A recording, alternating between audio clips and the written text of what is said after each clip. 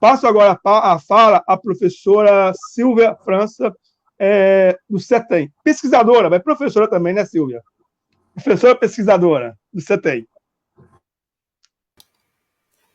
Bom, boa noite a todos. Muito obrigada. É uma oportunidade fantástica estar aqui nessa live com vocês. Eu agradeço ao Rossandro pelo convite, tá? E pela oportunidade de poder falar um pouco nesse dia em que se discute sustentabilidade, falar um pouco sobre água na mineração, né? Que a água ela é vista muito, ela não é entendida como um dos principais insumos, tanto quanto o minério, já que a atividade é tão demandante.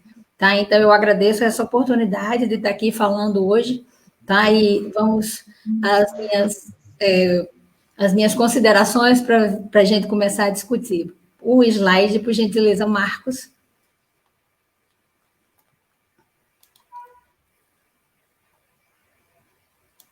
Beleza. Bom, então, como eu já me apresentei, né, eu pertenço ao corpo de servidores do CETEM, Centro de Tecnologia Mineral, é um instituto de pesquisa do Ministério de Ciência e Tecnologia, o próximo, e aí eu começo falando um pouco sobre o meu instituto.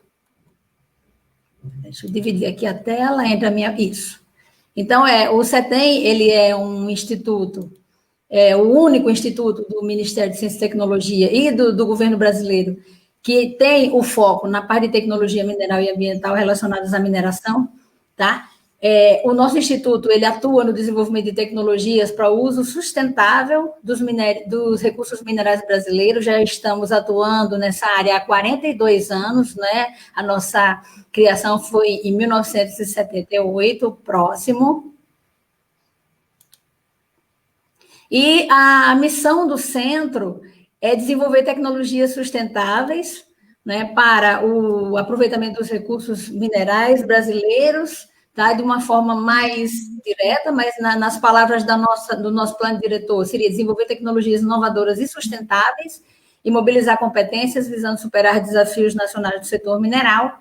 E temos como programas estratégicos uma área que lida com água, energia, resíduos e sustentabilidade, que é a área em que eu atuo mais diretamente, tá?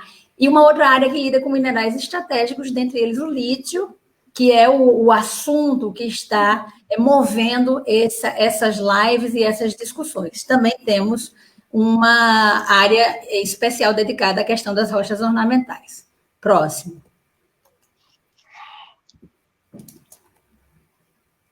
Bem, eu escolhi esse tema, recursos hídricos e mineração, um convívio imprescindível e desafios inadiáveis, porque eu fui convidada no ano passado para dar uma palestra no Dia Internacional da Água, e aí eu não queria colocar só o tema água e mineração, porque tem muito mais coisa envolvida no uso da água na mineração. Então, eu usei esse tema, como ele é da minha autoria, eu achei que era muito pertinente repeti-lo hoje nessa live, tá?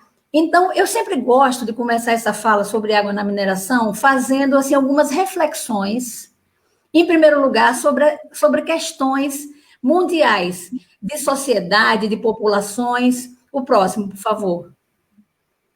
E aí é onde a gente começa a pensar, né, na questão de oferta e demanda.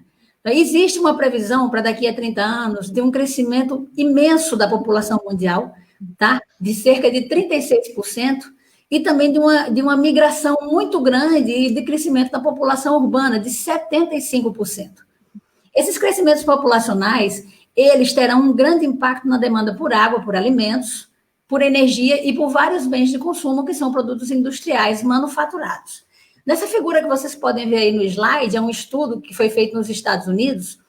Um ser humano, esse número aqui é para um país desenvolvido, tá? Mas um ser humano, durante o seu tempo de vida, demanda diversos insumos minerais, como agregados para a construção civil, metais, minerais industriais, dentre outros, que estão presentes em todos os nossos consumíveis do dia a dia, embora a gente às vezes nem tenha essa noção, mas um número assim estarrecedor de que cada ser humano precisa de 1.800 toneladas de insumos minerais e energéticos durante o tempo da sua vida. Então, uma quantidade assim que talvez a gente não pense que seja uma quantidade tão grande. E com isso eu quero ressaltar a importância da atividade de mineração para o desenvolvimento do mundo e, no caso do Brasil, o desenvolvimento nacional, porque nós temos uma vocação muito grande de produção mineral.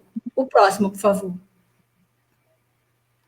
Então, quando a gente fala nessa importância, ela já aparece refletida nos próprios Objetivos do Desenvolvimento Sustentável. Dos 17 objetivos que nós temos, 6 são facilmente identificados como sendo diretamente ligados à mineração, como, por exemplo, acabar com a fome. A gente produz fertilizante, então está ligado à área mineral, água e saneamento, energias renováveis, trabalho digno e crescimento econômico, é sobre isso que nós estamos aqui para discutir, não é? Produção e consumo sustentáveis e parcerias para o desenvolvimento. Então, para nós atendermos essas demandas, nós temos que ter uma atenção especial à atividade de mineração. O próximo, por favor.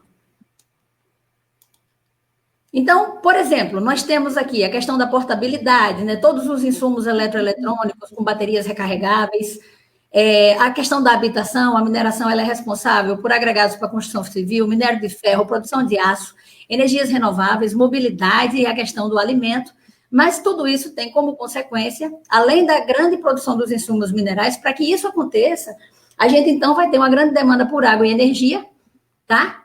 Para poder produzir os concentrados minerais ou os bens a ponto de entregar para serem industrializados, tá? E também a outra consequência é a questão da geração de grande quantidade de rejeitos, efluentes e resíduos industriais. O próximo, por favor. E aí vem a questão de a mineração é altamente demandante por água. Se a gente olhar a atividade de forma individual, realmente, nós demandamos elevadíssimos volumes de água, mas quando a gente compara a mineração com outras atividades do setor produtivo, a gente vê que a nossa demanda não é tão grande assim, porque nós estamos em valores abaixo de 2% da captação de água, tá? E abaixo de 1% do uso real da água, quando a gente considera os demais setores. Mas o ponto principal é porque a sociedade não vê dessa forma. Nós temos um problema muito grande em mostrar a importância da nossa atividade para a sociedade, porque, infelizmente, só aparecem as barragens rompendo, só aparecem as atividades ruins, a competição por água, tá? Mas não aparece, como a propaganda de EPOP é tudo, infelizmente a gente não aparece com as pelotinhas de minério de ferro caindo dentro de um navio e que aquilo ali vai virar um insumo, porque... Ou tantos outros bens que a gente tem, não só commodities, a gente tem outros bens em que a gente está muito mais avançado na cadeia. O Brasil é o maior produtor mundial de nióbio, mas a sociedade desconhece algumas coisas, algumas informações positivas da nossa área, tá? Então, a água é um dos pontos críticos em que a mineração tem que trabalhar muito fortemente para ter aceitação das comunidades e para mostrar que demanda sim, mas que também tem um ponto de sustentabilidade na sua atividade. O próximo, por favor. E aí, quando a gente começa a falar dessa questão do consumo, se o nosso consumo, comparado com os outros setores, não é tão alto, por que tanta preocupação assim com a água, então? Então, eu volto aos estudos das Nações Unidas, né, em que mostram que no mundo existe uma demanda crescente por água, e essa demanda é acima de 1% por ano, tá? E essa demanda é crescente, mas, ao mesmo tempo, 1/3 da população mundial não tem acesso à água potável. 35% da população mundial não tem acesso a saneamento básico. E se a gente pensar no caso brasileiro, 17% da nossa população não tem acesso à água tratada. Então, o que é que acontece? Quando a gente começa a pensar nesses números, existe uma grande competição pelos recursos hídricos entre a comunidade e as outras atividades necessárias ao desenvolvimento, certo? E aí é onde vem a questão toda da segurança hídrica. O próximo, por favor. Então, quando a gente fala em segurança hídrica, o que é que está envolvido, né? A segurança hídrica, ela ocorre quando existe disponibilidade de água em quantidade e qualidade suficientes para atender às necessidades humanas, a prática de atividades econômicas, né, que são as atividades produtivas, a indústria, o agronegócio, a mineração, dentre outras, tá? Quando a conservação dos ecossistemas aquáticos, tá? E ainda mais, a gente ainda precisa apresentar um nível aceitável de riscos relacionados a secas e cheias, tá? Se a gente ainda pensar um pouco na questão da atividade mineral, dentro desses riscos, ainda tem a questão das barragens de rejeito. Por quê? porque há um risco dessas barragens ainda contaminarem os mananciais e o recurso hídrico existente nas circunvizinhanças da atividade de mineração. Né? Então, com essa pequena introdução, com algumas reflexões, eu queria, então, falar um pouco sobre o uso da água na mineração, para vocês entenderem um pouco qual é a pertinência dessa nossa preocupação, tá? E de que forma é que a mineração está levando essa questão de maneira séria e de maneira sustentável. O próximo, por favor.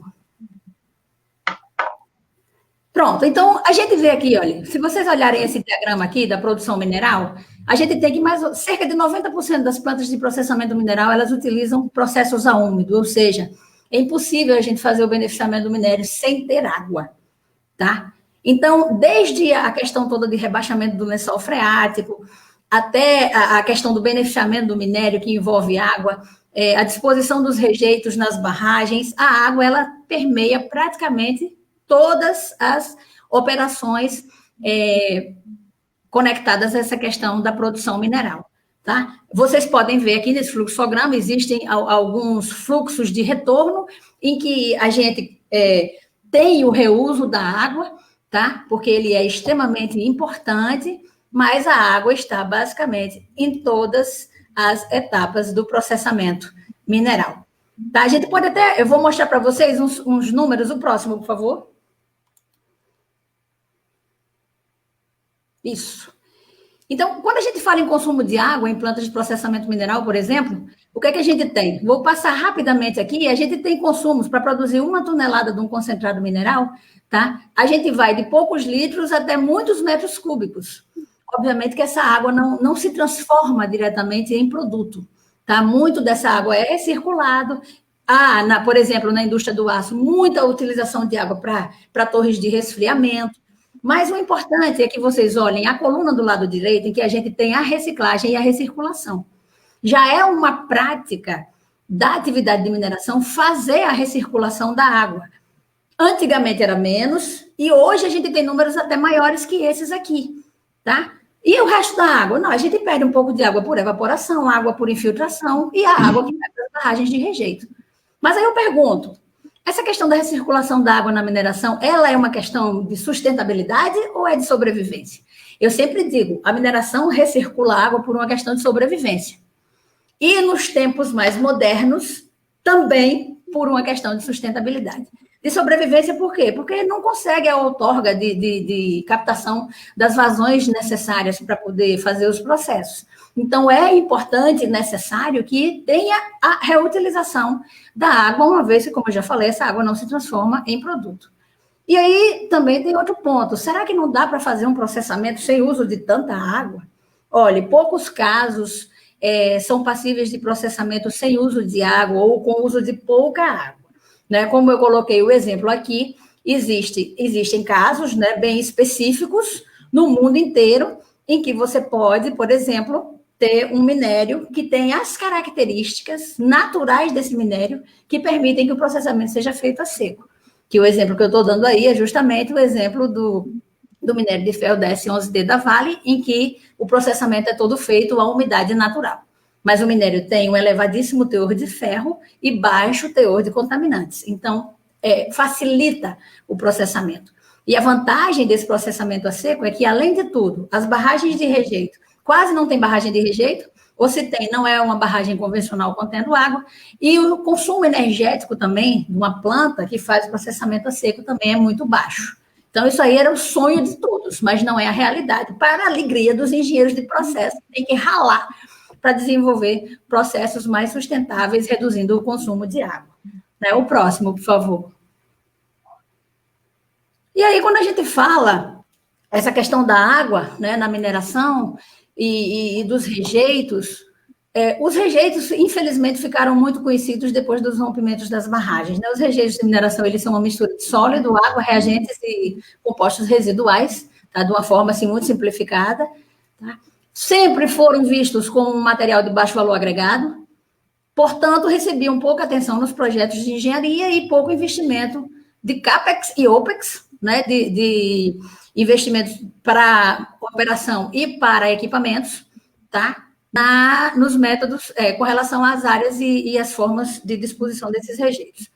Depois que os acidentes aconteceram, os desastres aconteceram, infelizmente, manchando a visibilidade da nossa atividade, que é tão importante para o país, não só por causa dos acidentes, já havia uma mudança de postura, mas os acidentes obrigaram que essa mudança fosse assumida imediatamente. Né? O próximo, por favor.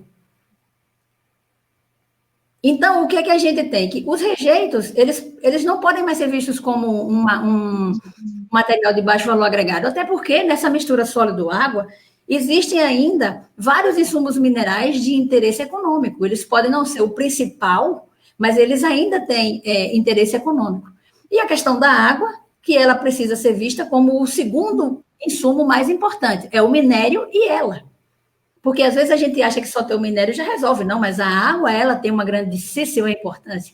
Então, ela tem que ser vista também como um insumo potencial e importantíssimo para essa atividade. Então, esse símbolo aí de reciclagem, de recirculação, ele é importantíssimo para os rejeitos, não só para a água, mas também a questão do aproveitamento de outros insumos, né? No caso aqui do lítio, né, daqui da província pegmatítica, a gente já foi discutido isso nas outras lives, a questão do aproveitamento integral do pegmatito. Não é sustentável extrair apenas o lítio, concentrar o espodumênio e deixar de lado os outros minerais importantes. Tá? Então, nesse ponto também se coloca essa questão de aproveitar ao máximo o bem mineral que a gente tem na região. O próximo, por favor.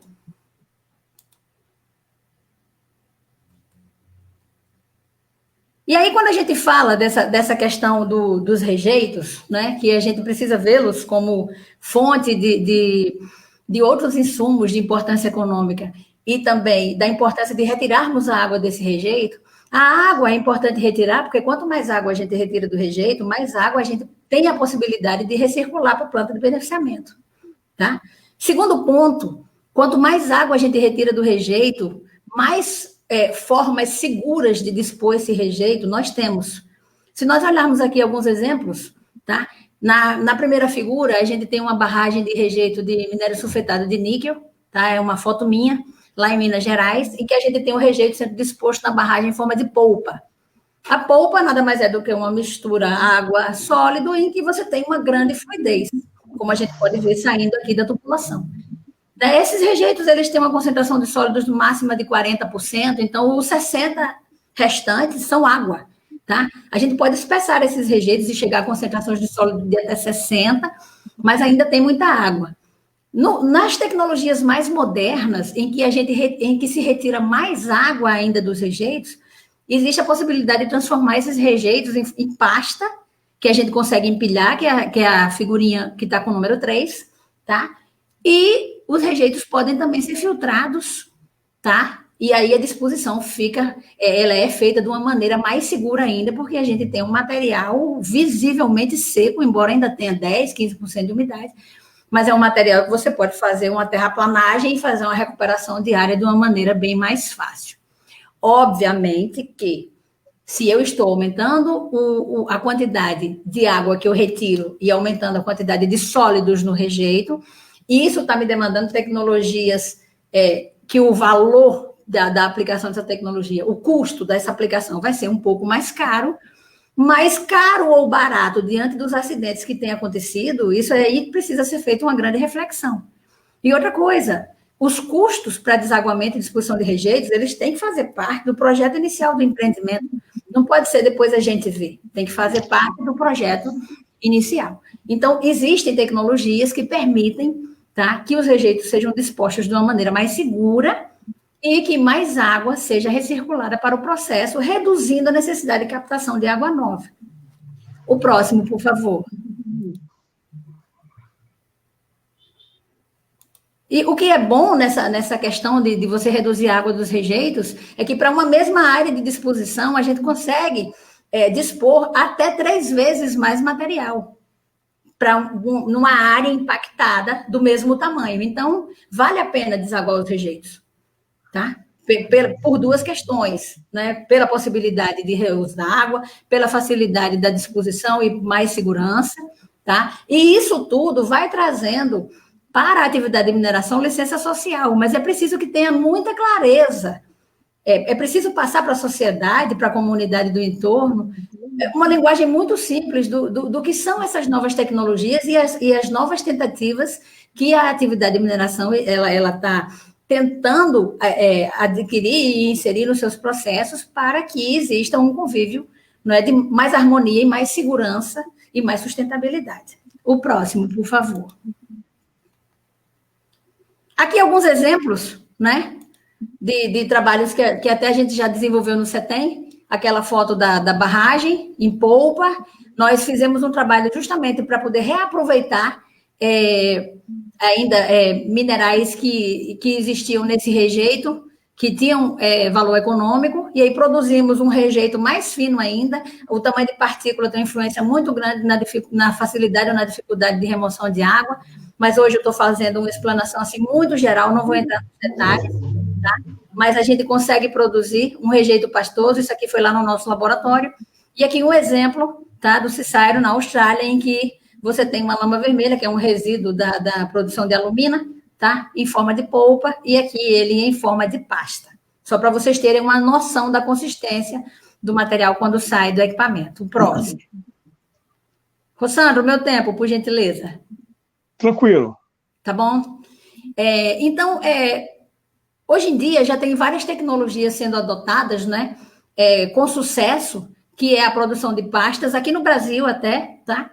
E a questão da filtragem dos rejeitos, tá? Existe uma mina de diamante na Bahia em que eles têm centrífugas, tá? Obviamente que você tem que ter o produto final de altíssimo valor agregado para você aplicar uma tecnologia que tem um custo operacional e um custo de investimento em equipamentos elevado, né? Então, nessa mina de diamantes na Bahia, eles têm centrífugas desaguadoras para o rejeito e conseguem dispor o rejeito de uma forma pastosa, tá? O que é mais ou menos isso? A gente faz umas avaliações de laboratório para ver se o material tem uma consistência suficiente para ficar, para não desmoronar, ou o nível de desmoronamento não seja tão grande. Existem vários padrões que a gente tem que seguir, né? E, por exemplo, no caso de cima, que é o rejeito de níquel, a gente percebeu que o comportamento reológico, que é a ciência que estuda o movimento dos fluidos, ele é favorável ao empilhamento. No caso de baixo, da lama vermelha, o custo com reagente seria elevadíssimo para a gente conseguir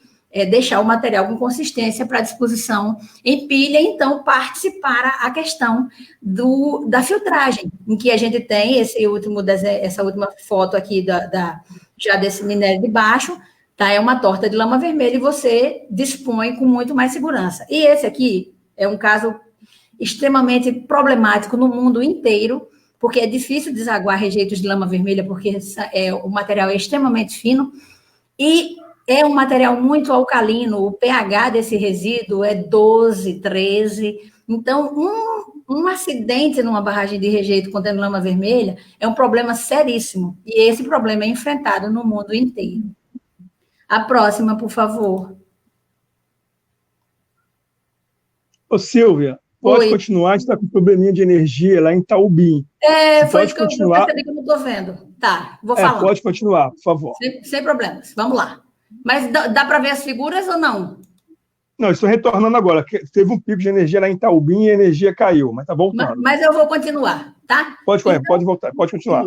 Beleza. Então, essa questão, né, da gente desaguar, ela traz uma segurança maior para a atividade de mineração, certo? Além de que existe uma maior facilidade quando você tiver que retomar um material, né, no momento em que você precisa reprocessá-lo, tá? Para poder recuperar dali, daquela massa de rejeitos, os outros minerais de interesse que você tem ali.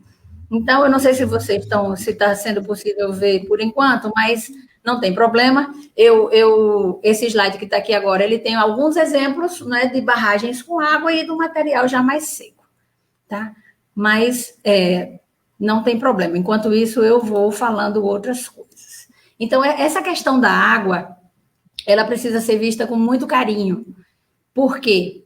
Porque a gente falar que tirar a água do rejeito é fácil e que recircular água também é fácil, parece assim um discurso muito romântico. Ah, vamos recircular a água, vamos reusar a água. Mas isso não é tão simples. Demanda tecnologias de ponta, tá? E outra, à medida em que a gente faz um circuito fechado, a gente vai concentrando cada vez mais reagentes, partículas finas, material que já está solúvel. Então, a qualidade da água, a cada ciclo, ela vai ficando menor.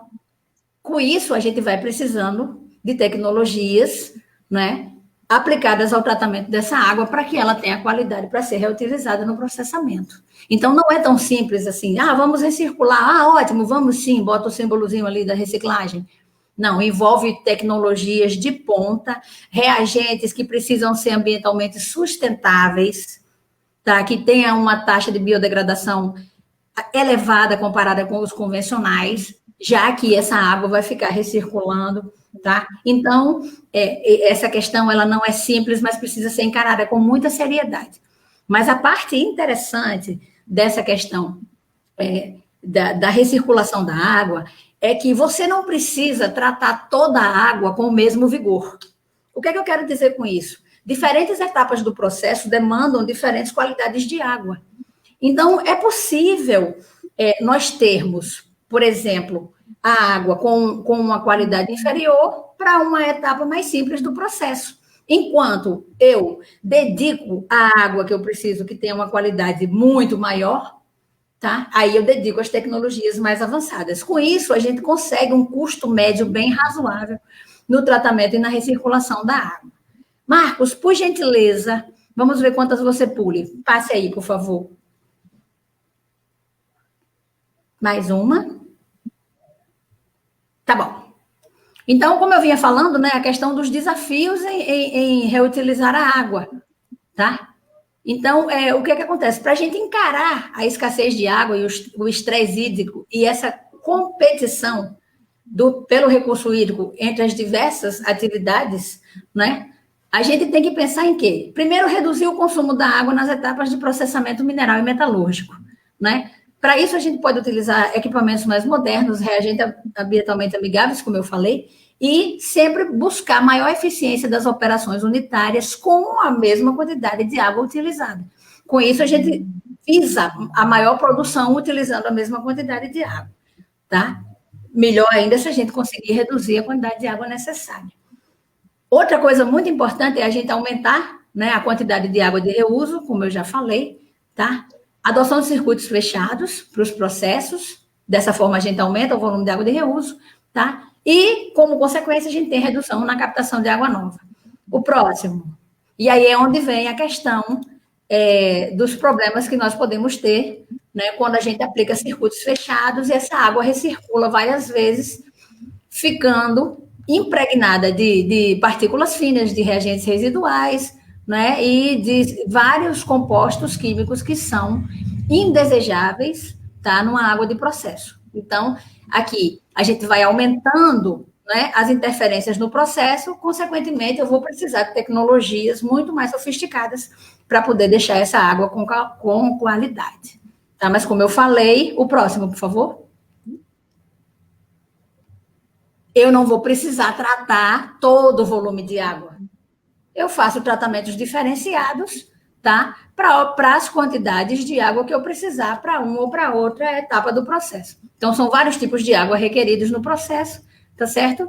Então, eu posso administrar o tipo de tratamento que eu posso dar a essa água de reuso, né, para que ela possa ser reutilizada com o tratamento devido, mas a quantidade necessária sendo tratada de forma a contento, né? Então, de uma maneira geral, agora, resumindo, né, para terminar, a gente precisa voltar os nossos olhos para a questão do gerenciamento sustentável da água e dos rejeitos da mineração. O próximo, por favor. E aí a gente vê essa figura em que nós temos, no centro do gerenciamento sustentável da água e da mineração dos rejeitos, né? No centro nós temos esse gerenciamento e temos os vários benefícios que nós teremos, né, com relação a esse gerenciamento sustentável da água. Primeiro, nós aumentaremos a recirculação de água de processo se optarmos por operações de desaguamento mais eficientes, tá? Desaguando mais, teremos redução nos volumes de rejeito que serão dispostos, certo? Outra coisa muito importante, pronto, nas transparências em que eu apenas falei, tem 2 fotozinhas aqui do lado direito, aqui tem um material pastoso, tá? E aqui na foto de baixo tem eu e uma colega do CETEM, tá? Numa barragem de rejeito, cujo material tem características pastosas e está tudo bem sequinho, bem estruturado, tá? Isso aqui é lá no Pará. A gente tem redução de risco nos riscos, né? Nos riscos ambientais, tá? Por conta dessa redução no consumo de água e também redução nos volumes de rejeito, tá? Temos ainda atendimento às 3 linhas básicas da sustentabilidade, que são as questões social, ambiental e econômicas. Então, vai muito ao encontro da questão da segurança hídrica, em que a água estará disponível para todos os atores e todos podem desenvolver as suas atividades de forma segura, tá? E ainda, essa recirculação de água e disposição mais segura dos rejeitos, ela ajuda na remediação efetiva das áreas onde esses rejeitos são dispostos, tá? O próximo, por favor. Então, fecho, né, aqui a apresentação com algumas considerações, tá? Aí eu vou fazer considerações mais específicas para a cadeia do lítio, né? Para o desenvolvimento da cadeia mineral do lítio e dos minerais associados, seja para o beneficiamento do espodumênio, para o lítio, seja o aproveitamento integral dos pegmatitos, vendo os outros minerais de interesse, tá? Ou seja, na montagem ou reciclagem de baterias contendo lítio e outros metais de valor, para que isso se desenvolva, a água é imprescindível, tá? Então, o que é necessário? A gente tem que pensar que é preciso desenvolver rotas de processamento com menor demanda por água, tá? Por exemplo, nos pegmatitos tem muitos minerais pesados e em granulometria já de liberação. Então, é possível empregar algumas operações unitárias em que você já faça a classificação densitária com uma quantidade menor de água, já que existe uma grande diferença de densidade entre esses materiais. É preciso aumentar a recirculação de água de processo e também pensar em uso de fontes alternativas.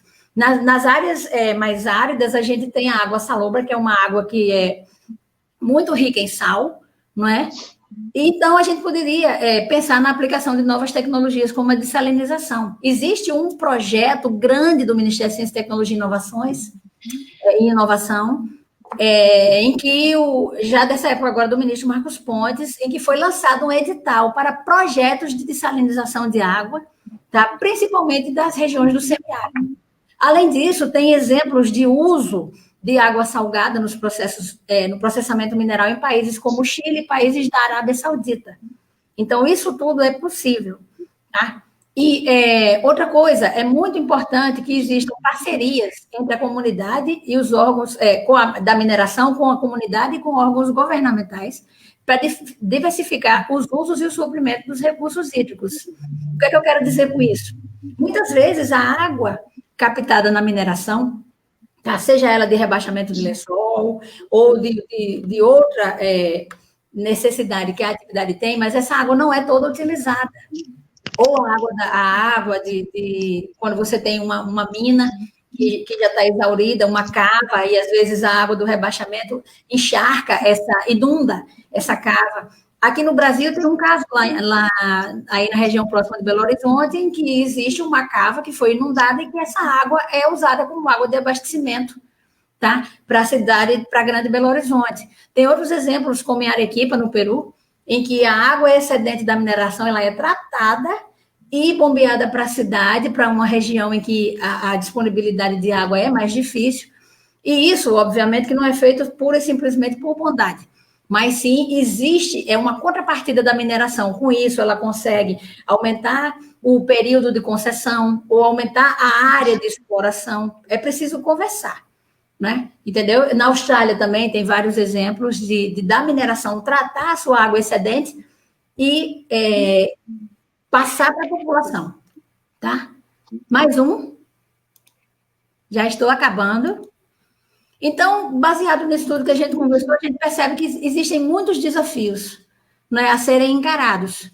Mas esses desafios, eles precisam, junto a eles, a gente tem que ter as cooperações, né, dos institutos de ensino e pesquisa tecnológica, empresas de mineração, comunidade e governo. Isso aqui, aproveito a fala da Simone e uso a tripla hélice dela, que na verdade vai virar um trevo de 4 folhas, né? Por assim dizer, para trazer boas energias, tá? Então, esses desafios, eles precisam que todos os interessados estejam juntos, que dialoguem para que a gente consiga juntar as peças e ter realmente uma atividade de mineração sustentável para ela própria e também para a comunidade do entorno, com desenvolvimento, com empregos, com melhoria no conhecimento, na condição de vida local, tá? E só mais um agora para acabar? Pronto. Então, eu agradeço, tá? Esse é o meu contato, o meu e-mail. Eu agradeço essa oportunidade de falar um pouco de água para vocês, tá? Obrigada, Rossandra. Silvia, obrigado, tá? Eu não sei se o pessoal está nos ouvindo. Marcos, você nos ouve, Marcos? Marcos? Sumiu. Eu não sei como é que está o...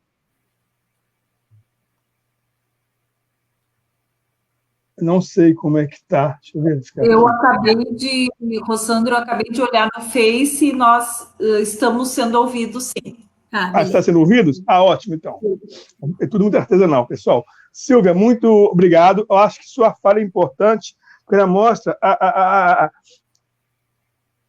necessidade, né, de buscarmos incorporar conhecimentos, novas tecnologias nos processos de mineração no Vale do Jequitinhonha, onde a indústria ainda não está ativamente presente, né? Quer dizer, nós temos a possibilidade de fazer um debate de forma a mitigar riscos, até em relação à questão hídrica. Fica muito nítido na sua fala. É importante esse debate que você traz, né? A questão da segurança hídrica, as implicações disso, para que nós possamos pensar melhor essa dimensão da mineração.